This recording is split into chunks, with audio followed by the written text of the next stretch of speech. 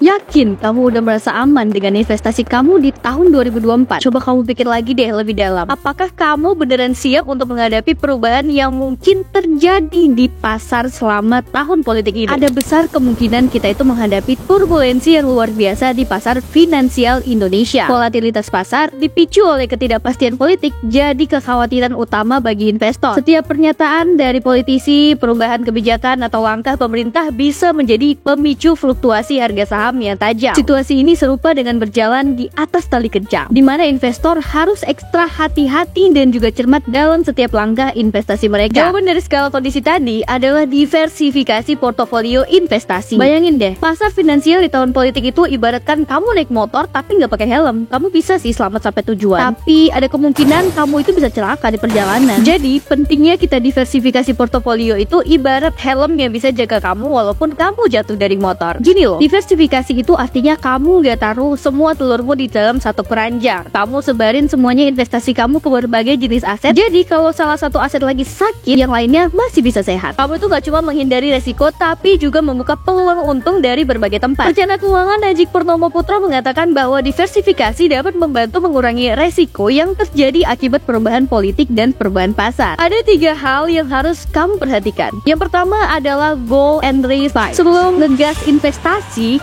kalau aku pribadi sih sejauh mana aku bisa handle resikonya gitu loh. Aku sadar banget nih, aku nggak bisa ambil resiko tinggi karena butuh duitnya secepatnya. Nggak mungkin deh aku nunggu 2-3 tahun lagi kalau misalnya investasi aku ujung-ujungnya bakal amblas gitu loh. Apalagi dengan pemilu yang bisa bikin pasar jadi makin gak menentu, aku nggak mau taruh duit aku di tempat yang riskan. Yang kedua, portofolio mixtape. Harus pintar-pintar milih kombinasi yang pas nih, biar portofolio kita tetap aman dari kebijakan politik di masa pemilu ini. Aku sering nanya-nanya soal investasi zaman dulu ke orang tua, supaya aku makin paham, karena aku bisa tanya-tanya soal kebijakan pemerintah zaman dulu terkait dengan investasi dan sebagainya. Yang terakhir atau yang ketiga adalah adaptive mode. Harus tetap up to date sama info atau isu terkait kebijakan yang menguntungkan atau juga merugikan. Misalnya kalau bank sentral ngasih sinyal inflasi, aku bisa aja tambahin aset yang tahan inflasi di portofolio aku. Jadi ini strategi aku biar bisa dance well sama ritme pasar yang dinamis. Mari kita lihat lebih dekat 4 instrumen investasi utama yang harus diketahui semua orang. Yang pertama adalah emas. Kelebihan emas adalah perlindungan terhadap inflasi dan juga rendah resiko, lalu likuiditas tinggi dan juga pasokannya terbatas. Kekurangannya tidak ada pendapatan pasif, harga volatil, biaya penyimpanan dan asuransi, dan kesulitan untuk membeli dalam jumlah yang kecil. Data menunjukkan bahwa emas ini udah melampaui inflasi sekitar 3% per tahun selama dekade terakhir. Hal ini menunjukkan bagaimana emas dapat menjadi lindung nilai yang kuat ketika inflasi global meningkat. Kalau aku pribadi sih dalam menyusun portofolio investasi, aku memasukkan 30% ke emas. Selanjutnya,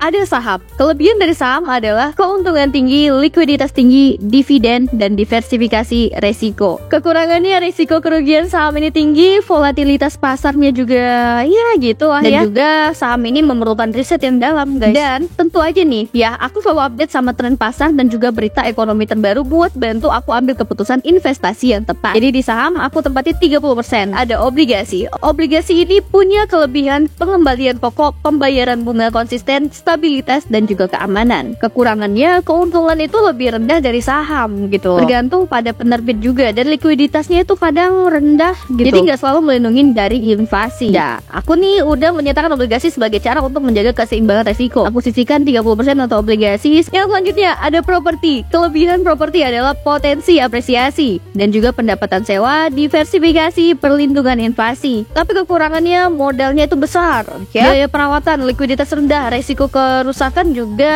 tinggi. Makanya aku cuma menempatkan sekitar 10% dari budget investasiku. Tapi waktu ada instabilitas politik akibat pemilihan umum, kita itu harus tetap menghadapi berbagai dampaknya nih guys. Ini tuh bisa bikin pasar saham, duit, dan bisnis juga itu jadi nggak stabil. Nah, aku dan banyak investor lain mungkin bakal deg-degan gitu ya, karena resikonya naik pastinya. Semoga pemerintah dan juga pemangku kepentingan bisa bekerja sama meredakan ketidakpastian politik ini dan juga menjaga stabilitas ekonomi. ekonomi. Jadi strategi investasi aku harus benar-benar kuat. Makanya aku lebih memilih investasi emas sebagai jaring pengaman finansial aku. Emas itu kan dikenal sebagai safe haven nih, stabil banget dan bagus buat jaga-jaga dari ketidakpastian ekonomi seperti di tahun politik ini. Aku udah coba nih investasi emas digital di Fire Wallet. Soalnya aman dan praktis. Bisa cairin emas jadi duit dengan cepat. Tapi tetap ya, gak usah tarik semuanya. Simpen aja sebagian dalam bentuk emas biar aset kita masih tetap aman. Dengan portofolio investasi yang sekarang lebih beragam, hidupku juga udah berubah sih. Aku ngerasa lebih aman aja dan optimis tentang masa depan keuangan aku. Tiap hari aku mantau investasi dari berbagai sektor. Aku belajar kalau misalnya di dunia investasi, fleksibilitas dan juga pengetahuan adalah kunci. Ini waktunya kamu siap-siap ngerubah hidup kamu jadi sultan di umur 20-an. Semua triknya ada di video satu ini. Dan jangan buang waktu, langsung tonton sekarang biar gak ketinggalan.